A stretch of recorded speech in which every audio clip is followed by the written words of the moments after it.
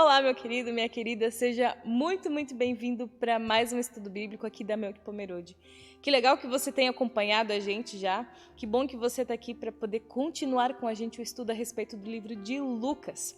Se você não deu uma olhada no nosso canal, por favor, pausa esse vídeo e dá uma olhada no nosso canal da Melk Pomerode, porque tem muito conteúdo muito legal para a sua vida e que com certeza você vai poder aproveitar muito. Mas, voltando ao que interessa, vamos agora para o nosso estudo bíblico de hoje, que é a respeito do capítulo 12 de Lucas. Capítulo 12, dos versículos 22 a 34. Preciso confessar que eu tenho um apreço muito especial por esse texto bíblico. Sabe por quê? Porque esse texto bíblico ele me faz lembrar de algumas coisas bem existenciais. Mas antes da gente falar sobre ele, pausa o vídeo, pega a sua Bíblia e lê o nosso texto 1, 2 vezes, para a gente poder estar conectado, para a gente poder estar em sintonia a respeito do assunto. Então, agora que você já leu, né, a gente pode conversar um pouco sobre ele. Nesse texto, Jesus faz a gente se deparar, faz a gente olhar por uma das coisas da realidade da vida, que é a ansiedade. Você é alguém ansioso? Você é alguém que se preocupa demais com o futuro? Demais com o que os outros pensam de você? Demais com tudo que está acontecendo? Eu também. Eu sou alguém exatamente assim. A ansiedade, muitas vezes, ela toma conta da nossa vida e faz a gente não conseguir enxergar as coisas boas que Deus fez por nós, as coisas boas que Deus já nos deu de presente e nos ajudou a conquistar. E ela não é uma coisa fácil de lidar. E tem uma diferença. A ansiedade hoje em dia ela é falada, né, como uma coisa complicada, né, e ela é de fato. Mas aqui a gente tem quando a gente fala de ansiedade, a gente está falando de duas coisas. A ansiedade quanto à preocupação, quanto a estresse de ficar preocupado de ter tudo pronto, de ter tudo organizado, tudo debaixo do seu domínio. E a ansiedade que tem a ver com a questão hormonal, que tem a ver com a questão física, biológica. Então, se você é alguém assim, a gente tá na mesma, a gente pode conversar sobre isso também. Mas Jesus, nesse texto, ele está falando sobre a ansiedade no sentido da preocupação que a gente tem excessiva com as coisas desse mundo.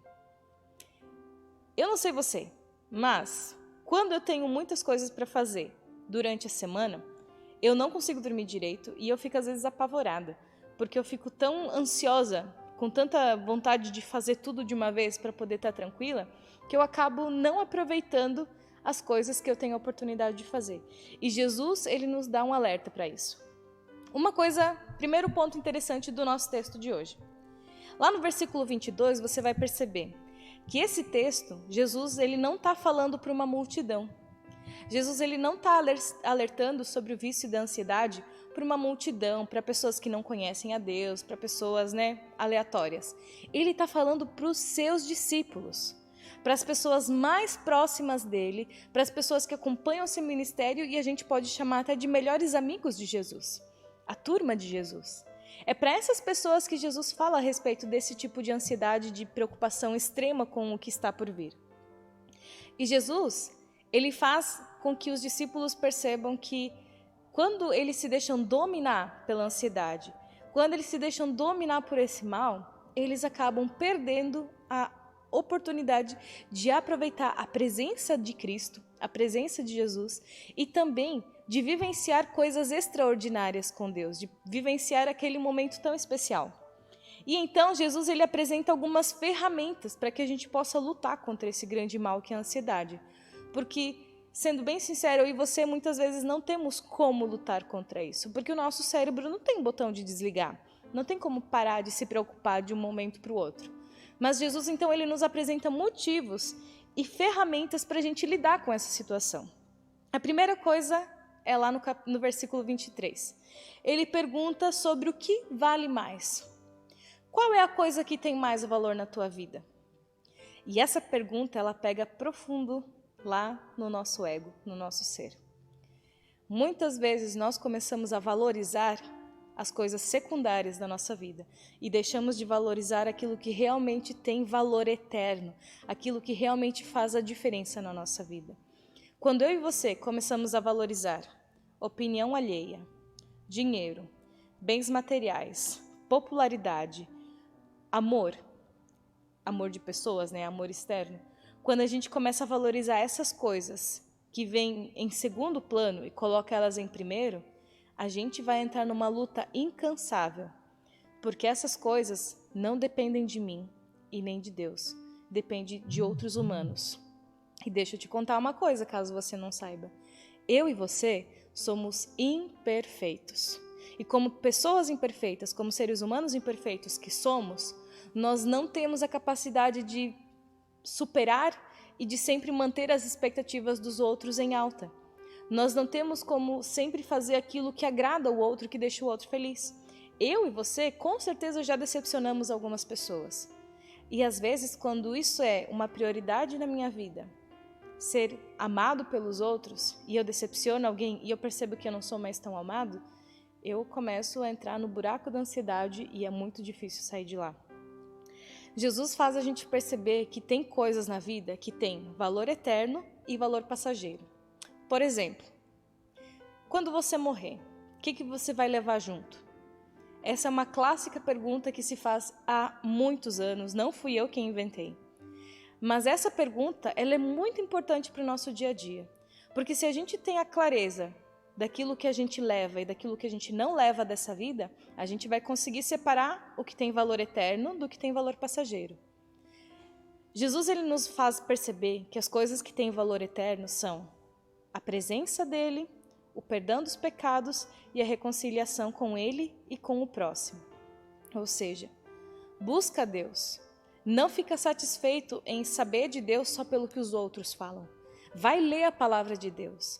Vai ter tempo de oração, porque é lá que tu vai conhecer Deus e lá que você vai saber quem realmente é esse Deus que tantas pessoas falam, mas que talvez você não conheça pessoalmente. E daí lá, conhecendo esse Deus, você vai descobrir que você é alguém pecador, que Ele te dá a liberdade desse pecado e que Ele pode te salvar e te oferecer uma vida diferente. E quando Deus nos perdoa dos nossos pecados, nos reconcilia com Ele e nos dá de novo a oportunidade de uma vida com Ele, nós precisamos viver aqui nesse mundo de um jeito diferente. Por isso, a gente não vai mais julgar o nosso irmão, a gente não vai mais mentir, a gente vai praticar o perdão, a gente vai praticar o amor, porque isso sim tem um valor para a eternidade, isso sim vai mudar a minha vida e transformá-la. Agora, a tua casa, o teu carro, a tua agenda, até a tua família são coisas passageiras. A tua mãe e o teu pai não te pertencem. Até os teus filhos que vieram e foram gerados por ti também não te pertencem. Eles pertencem a Deus. E quando a gente tem consciência daquilo que eu posso fazer e daquilo que pertence a Deus, eu paro de buscar insaciavelmente essa coisa que eu nem sei o que é e começo a confiar mais em Deus e consigo viver mais na dependência dele. Quando eu consigo descobrir o que tem verdadeiro valor, eu começo a tirar de lado a ansiedade e mostrar quem é o Senhor e quem tem domínio sobre a minha vida. Tá bom? Outra coisa que Jesus faz a gente perceber diante da luta contra a ansiedade, né, contra as preocupações dessa vida. Ele faz a gente observar a natureza. Pois é, quando a gente se dá o luxo, né, quase é um luxo hoje em dia fazer isso, de parar um pouco a correria, de tudo que você tem para fazer, e você para e observa o teu entorno, começa a olhar os pássaros, as plantas, começa a olhar tudo que Deus criou, você consegue ver uma harmonia inimaginável. Porque de repente você percebe que a árvore que você está vendo, ela está lá debaixo do sol, ou debaixo da chuva, ou passando pelo vento, mas que todas essas coisas que ela passa são necessárias para que ela cresça, para que ela frutifique.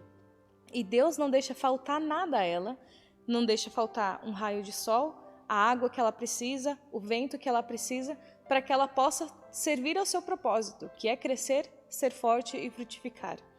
Quando a gente olha para os animais, e a gente muitas vezes diz que eles não são racionais, né? Mas eles sabem perfeitamente a ordem natural das coisas. Eles guardam o seu alimento, eles organizam a sua vida, e aqueles que não guardam o alimento, com o seu instinto, né? Eles dependem totalmente de Deus. Por isso, ali no nosso versículo 24, fala dos corvos, né? Ou dos pássaros. Os pássaros, eles não têm um galpão, uma caixa ou uma casa onde guardar aquilo que eles vão possivelmente precisar.